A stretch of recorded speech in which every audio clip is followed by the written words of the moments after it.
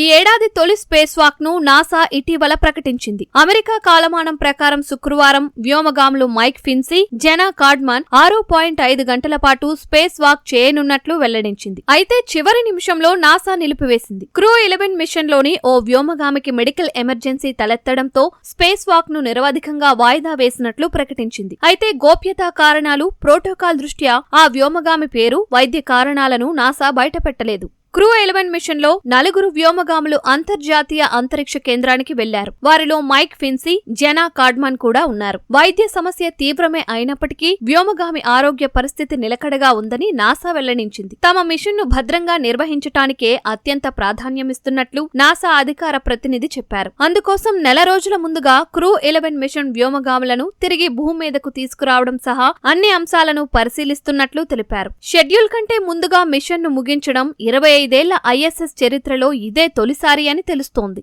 ఈ నెలలో 2 సార్లు అంతర్జాతీయ అంతరిక్ష కేంద్రం ISS లో స్పేస్ వాక్ నిర్వహించాలని నాసా ప్రణాళిక రూపొందించింది. ఈ నెల 8, 15 తేదీలో స్పేస్ వాక్ నిర్వహిస్తామని ప్రకటించింది. ఇదిలా ఉండగా అంతరిక్ష కేంద్రంలో వైద్య సమస్యలు తలెత్తడం చాలా అరుదు. గతంలో మైక్రోగ్రావిటీ కారణంగా వ్యోమగాముల్లో రక్త సరఫరా సరిగ్గా లేకపోవడం, రక్తం గడ్డకట్టడం వంటి సమస్యలు వచ్చినట్లు సమాచారం. అయితే ఈ కేసులను కూడా నాసా బయటకు వెల్లడించలేదు.